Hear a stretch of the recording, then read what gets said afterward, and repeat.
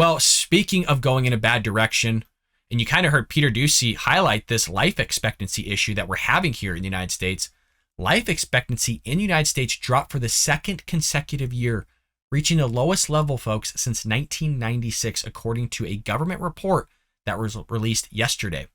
The National Center for Health Statistics reported, based on provisional 2021 data, states that the average life expectancy for a child born in 2021 is just 76 years old, a decline of 2.7 years from 2019 data. The report attributes the sharp decline largely due to COVID and unintentional injuries, which includes, guess what, drug overdoses, which is why I wanted to highlight that Peter Doocy video, because if you heard him, he said drug overdoses are lumped into that life expectancy decline. And what is the president going to do about it? Of which Karine Jean-Pierre didn't answer the question, and she gaslit all of us once again. Quote, "It's a dismal situation," University of Pennsylvania demographer Samuel Preston told ABC News. "It was bad before and it's gotten worse. Life expectancy dropped nearly a year from the 77-year life expectancy of 2020 and nearly 3 years from the 2019 level. The disparity between men and women has also grown. The life expectancy for women in 2021 was basically 79 years old, a drop from the 79.9 in 2020. And the life expectancy for men was 73.2, a drop from 74.2, roughly basically about a year as well. The report cites COVID as a major contributing factor for the declining life expectancy, accounting for 50% of the negative contribution, and unintentional injuries accounting for basically 16%. So drug use has a massive problem, but it's okay, folks. You have the government throwing $80 million at something that's not even going to fix the problem until they fix the border here. The CDC said 2021 shows that 108,000 Americans died of drug overdoses. The Daily Wire previously reported, which accounts for the largest number on record. Overdose deaths increased during the pandemic, even though they had been declining prior to COVID. Other factors that could contribute to increasing drug overdose deaths are a lack of border policies, a factor Republicans have been drawing attention to at the state and federal levels in recent months. We've talked about this since Biden's taken office. We've talked about how Joe Biden's basically, in a nutshell, created a multi-billion-dollar business, not just with sex trafficking, but also drug smuggling with the drug cartels. And remember, she just got done saying in the prior segment with Peter Doocy that this is a top issue for the president. It's so important to him. If it was all important, then why isn't that he just fixes it? But he's still removing Trump's policies. He's still not closing up the border to illegal immigrants and allowing legal immigrants to come in. But he cares about all this. That's the gaslighting part. He doesn't care. He doesn't care one bit. Because if he did, the problem would have been fixed. Another major factor is heart disease has been a leading cause of death in the United States for decades. The CDC reports that roughly 700,000 people died of heart disease in 2020 alone, making it the leading cause of death in America. The same report says that each year in America, 805,000 people have a heart attack. It's amazing how they sit there and they hyper-focus, the Democrat Party and the progressive left focus on these mass shootings about how many people die and stuff like that. But they never talk about, all the people that have freaking heart disease, cancer, the people that are, overdosing on drugs. That's not an issue to them whatsoever. But, they want to strip your Second Amendment rights, the thing that's in the freaking Constitution, the Bill of Rights. They want to strip that. And this is important talking about drug use because Border Protection officers in Texas discovered nearly $12 million worth of cocaine in a shipment labeled baby wipes last week. So, connection here, folks. Drug use, border, Biden administration gaslighting us, saying that, remember, illegal immigrants aren't walking across the border. Somehow they're getting here some other way. According to Karine Jean-Pierre, just the other day, of which we highlighted here on the Bald Brad Show, they're not walking here. They're floating or something. I don't know how the hell they're getting here if they're not walking. If anybody's figured it out, let me know. Are they driving, I guess? Maybe. I'm sure some of them are driving a vehicle across the border some way, shape, or form. But what's passing through that border is fentanyl and $12 million worth of cocaine. It marks the agency's largest bust, folks, of the drug in nearly 20 years. The seizure happened Friday at the Columbia Solidarity Bridge near Laredo when a U.S. Customs and Border Patrol CBP officer referred a 2016 trailer for a secondary inspection. CBP said in a news release on Monday. The trailer's manifest said it was hauling baby wipes, but a canine and a non-intrusive inspection found a trove of illicit narcotics. Almost 2,000 packages of cocaine. I've always said it. If this stuff is getting apprehended once, can you imagine, just based on the numbers that we're seeing, just a fair reminder here, Joe Biden has single-handed crushed the amount of illegal immigrants that are crossing through the U.S.-Mexico border in a span of numbers that we've never actually seen since the inception of this country.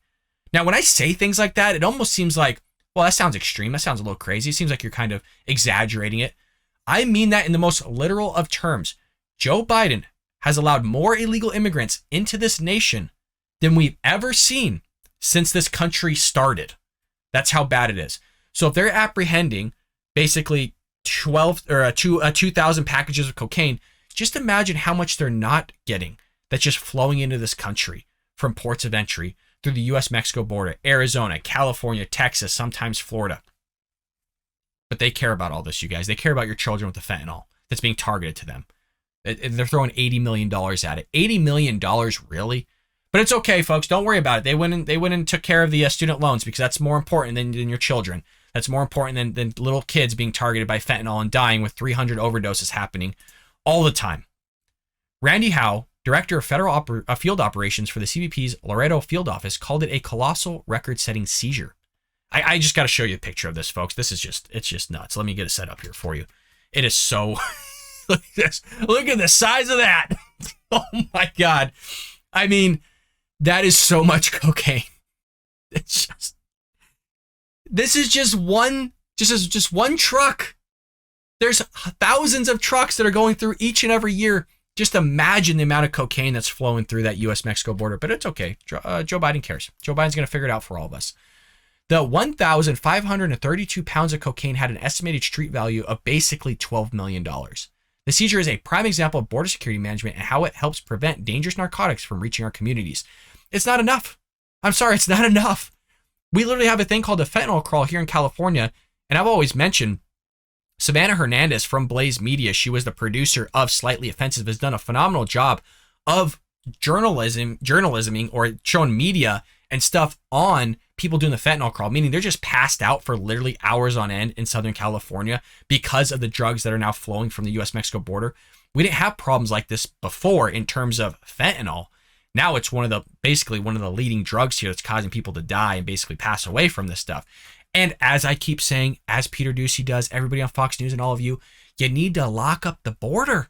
And again, when we say lock up, it's already built into the cake. That doesn't mean like you can't let people in that want to come here legally. Somehow, I don't know what it is with the progressive left. They go through this weird way of thinking of like, oh, they mean that you're not going to allow anybody in. But nobody said that. I mean, we can only be so clear. And now that I'm talking about it, it makes so much sense why Karine Jean-Pierre has no idea what Peter Doocy is asking. If you got to this point and you still haven't seen the first segment of this episode between Peter Doocy and Karine Jean-Pierre, she literally couldn't figure out what he was talking about. And so he had to repeat it after he just got done saying, what is the president going to do about it? And basically resolve the issue of the fentanyl coming across the border. And maybe that's just why they don't understand, because even though we're being clear that there's quite literally, you can't simplify a question enough, which Peter Doocy is only using questions that are less than 10 words now, sometimes 5. You literally can't make it simpler for them. They actually don't understand, or they don't remember, or they're not listening, or they're concocting some weird crap in their mind and giving you some cockamamie answer to a question that you never asked. And I think now it all makes sense here of like why they think that we think certain ways, because they themselves don't actually hear the question and understand what the hell we're talking about, even though you can't be any more clear. I mean, so let's be clear one more time here, because we don't want to be cut later on in life when, maybe the Ball Brad show ever takes off, which we hope that it does. We want people to come legally. We like immigrants. We know that illegal immigrants want a better life, and we want them to go through the process of coming here legally if they want to assimilate and follow our values and our creeds that are enshrined within the Declaration of Independence and United States Constitution. We want them to come legally. We do not want them to come illegally and cut the line versus other people that are going through the same struggles as they are that actually pay and do the process legally. Okay? We don't want the border to be completely locked up where people can't come in at all. We want people to come legally versus we don't want people to come illegally. So when Republicans and conservatives, for the Democrats and leftists out there that might trip upon this channel somehow in some way, shape, or form, when we say lock up the border, we mean lock it up and allow people to come legally, not illegally. Folks, I'm not treating you like you're dumb. I'm treating those that are progressive left Democrats that can't get it through their noggin after 30 or 40 years of us talking about this. Baffling. Are y'all with me on this? Do I sound crazy here? Because I feel like I'm making sense. If I'm not, Miss Kelly, the others, Jonas, MDNS, I mean, I'm trying to go through a list of names that I always see in the comments here. All of you, Jennifer, let me know am I making sense here, folks? Everybody else that's new to the Bald Brad Show, trust me, I see your comments as well. I'm still trying to learn names and everybody. There's thousands of you, but I'm trying my best to get everybody here. Let me know in the comments, folks. Are we making sense here on the Bald Brad Show? Am I out of line here? Because I feel like I'm in line. I feel like it's pretty it makes sense. That's not an extremist view, because according to the Biden administration, we're all extremists. We're anti-democracy. We're semi-fascist. We're racist and all these other things. I hope you enjoyed that clip from the Bald Brad Show. If you did, make sure to hit that subscribe button so you can stay up to date on all our future content.